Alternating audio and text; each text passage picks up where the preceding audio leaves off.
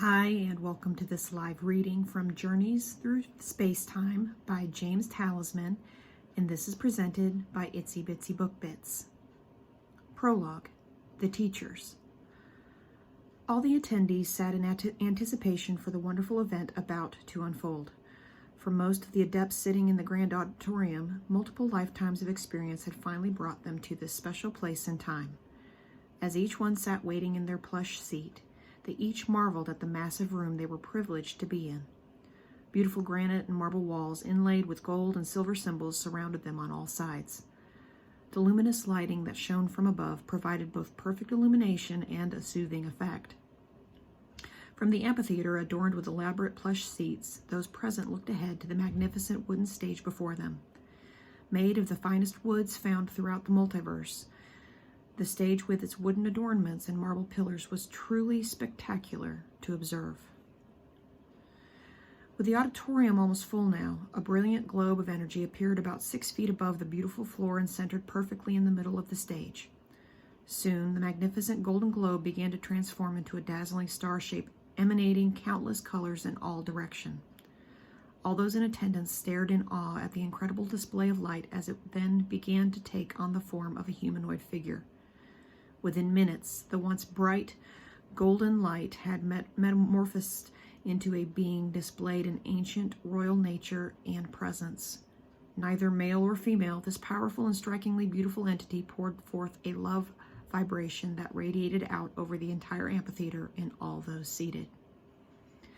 Once fully formed, the entity adorned in a breathtaking robe made of exquisite material interwoven with various shades of bedazzling colors began to speak. It is such a pleasure to be here at this time and place. Of my many roles, this act is one of my most favorite. At one point, each and every one in this grand room made a decision to devote their eternal existence to be of service to all creation. That selfless choice and the enormous time devoted to learning the ancient wisdom ways and their associated skills have brought each of you here. In many ways, I truly envy the experiences, adventures, and journeys all those present will now embody and embark upon. It is now time for each being here to begin building the new relationships and connections that will have tremendous impact on all creation. Your efforts and future contributions are so appreciated by the all that is and all those who serve creation. As a symbol of the immense sacrifice and dedication you each embody, each new master will receive a talisman inscribed with the Tree of Life and other sacred symbols that represent who and what you are. I now request that each of you to come to the stage to collect your talisman and blessing. Welcome to the multiverse. Welcome to the Kryptonian Empire. The morning air was cool and moist in their nostrils as they breathed it in while staring across the field toward the maniple of infantry troops assembled for the imminent battle. Each of these seasoned warriors have trained for this and numerous other battles since their early teen years. Adrenaline burst forth as they anticipated the upcoming call for yet another engagement with foreigners trying to change their fundamental beliefs and take the lands that rightfully belong to them. These frontline soldiers were among the highest caliber to serve for the Kryptonian Empire, and Cassius was very proud to be one of them. He had spent most of the preceding night sharpening his blades and preparing his gear, and now the scutum felt good in his hand along with the weapons strapped to his sash. As Cassius steadied his mind for battle, the cornuge sounded off, and the Kryptonian army's front guard began their march across the field to engage the opposing forces. The distance between the two advancing forces closed as battle cries welled up from both sides. As was the case for countless other battles, the most elite warriors from both fighting forces would engage first. A decisive conquest of the enemy at the start of the battle resulted in a psychological victory for the successors and almost always guaranteed triumph in the end.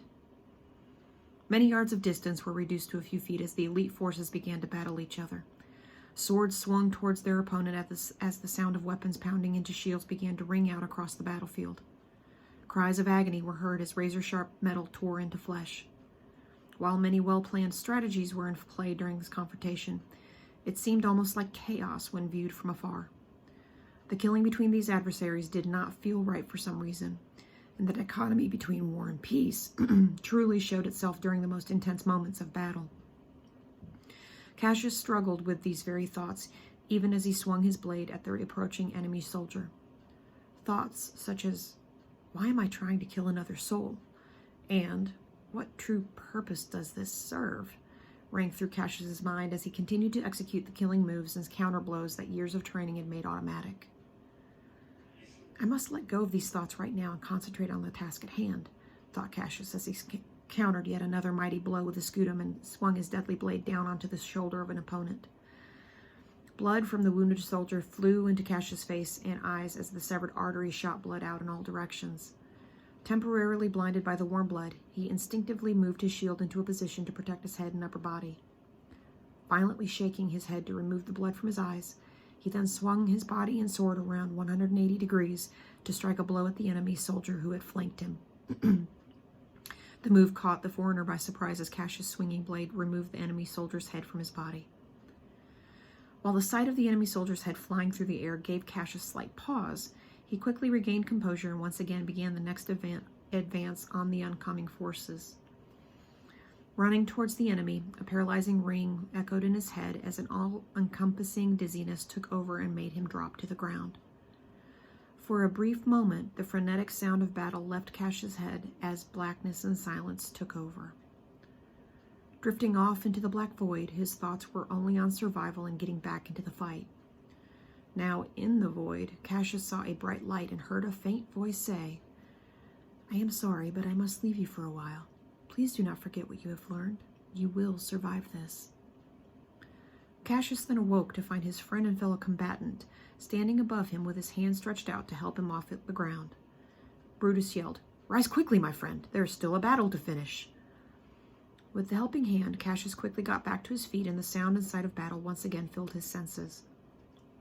Teaming up, Cassius and Brutus soon made a swath through the advancing soldiers, leaving a bloody trail of dead and wounded bodies in their wake. The superb fighting skills of the Crotonian army's front guard was helping to secure victory over these foreigners. Seeing the devastation of their elite soldiers lying about the battlefield, the rear line Thespian soldiers began to instinctively move back. A barrage of arrows coming from the Crotonian army's archers then descended upon the retreating soldiers like a torrential downpour of rain. Razor-sharp blades from these airborne weapons ripped through the troops as screams of agony rang out and bodies dropped to the ground. Soon after, the second round of devastation riddled the second line of defense with lethal arrow penetrations.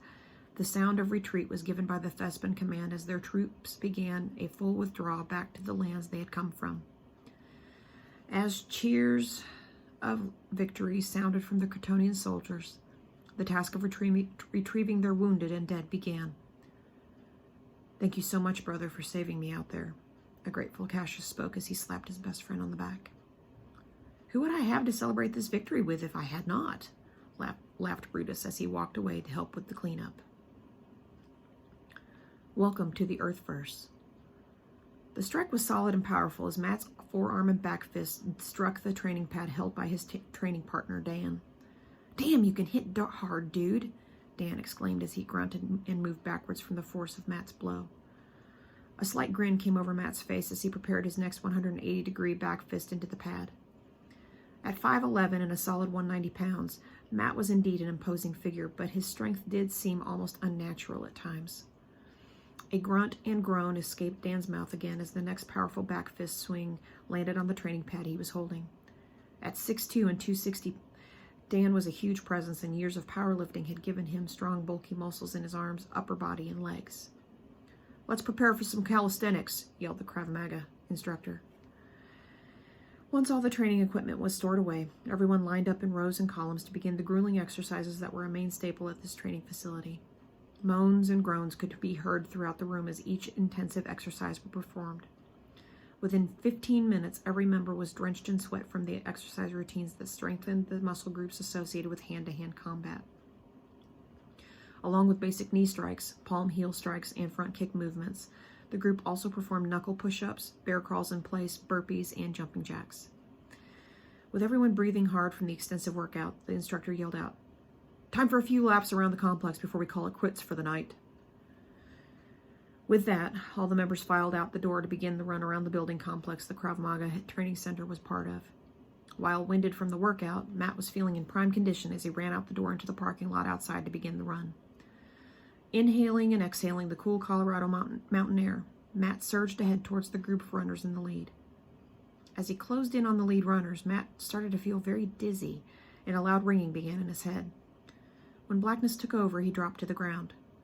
Drifting off into the black void of unconsciousness, he saw a bright light in his mind. "I'm sorry I must leave you for a while. Please remember your lessons from the past. It is very important that you do," rang through Matt's mind as he struggled to regain consciousness. "Hey, you all right, man?" Dan frantically spoke to his friend as he helped him get up from the ground. "Yeah, I think I'm okay now. Thanks," Matt assured his friend as he got back up on his feet. "What the hell happened?" Dan asked as he quickly checked his friend for any further signs of passing out. "I'm not quite sure, but I feel okay now," Matt assured his friend as he tried to sort out in his mind what had happened. "I probably hit you too hard during practice today," Dan laughed as he smacked Matt on the shoulder with his huge hand. "Doubt that, buddy. You seem to be the one taking a beating today," shot back Matt as he fake punched Dan in the gut. Welcome to the Isonian Empire. The mid-morning sun's warmth felt good on Queen Nefertiti's body as she gazed out over her lands and the wonderful society she had helped create.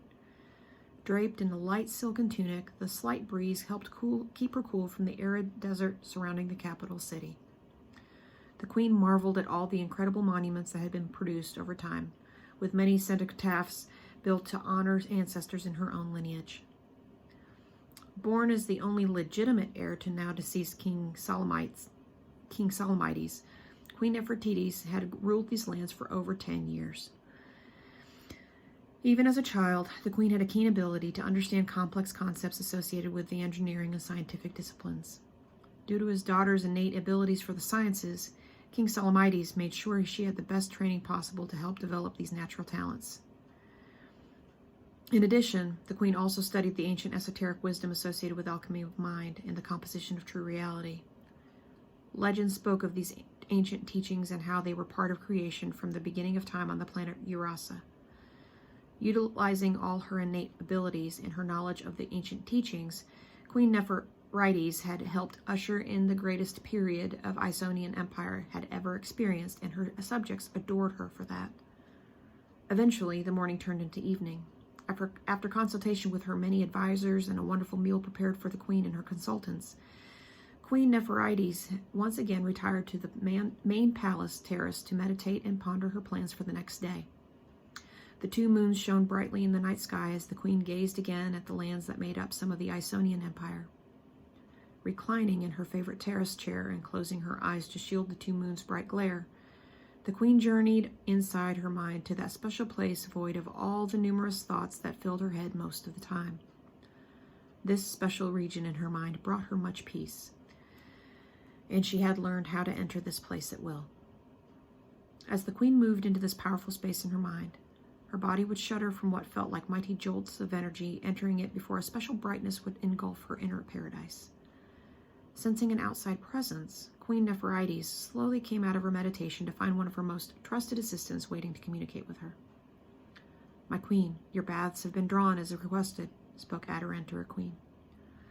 "Very well, Adoran, thank you," spoke the queen as she rose from her chair.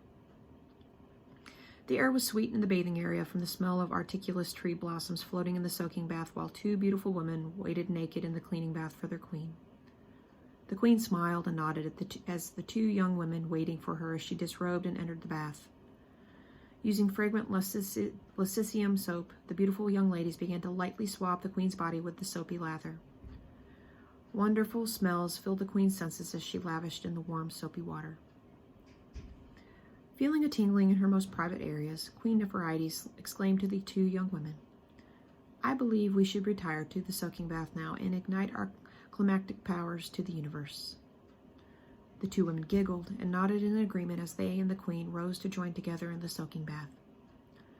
Rising out of the cleaning bath, Queen Nefertiti was a stunning woman whose prime physical shape revealed exquisite feminine curves. The queen's beauty matched her intelligence in every way. Breathing in the wonderful articulous blossoms, her heart beat with excitement for the coming sexual copula with her willing assistance. As the three beautiful women began kissing each other's bodies, the queen suddenly felt a dizziness and ringing in her head. The ringing got louder, and then blackness overtook her mind as she went unconscious and floated to the bottom of the bath. As she encountered in many of her meditations, Queen Nepherides experienced a black void. Soon, a bright light shone in her mind, and a voice inside her head spoke. "I'm sorry, I must leave you for a while. Please continue exploring the teachings you have learned so long ago. These teachings will help you fight the coming evil you will face." Frantically, the young women raised their queen from the bottom of the bath and cried out, "My queen, are you all right?" Jolted from the inner plane of her mind, the queen responded, "Yes, my dears, I'm fine now, thank you." Still slightly dazed from the experience, Queen Nepherides rose from the bath to be dried off and escorted to her sleeping chambers. Lying in bed that night, the queen pondered what had been spoken to her by the inner voice in her head as she contemplated what possible evil could be coming.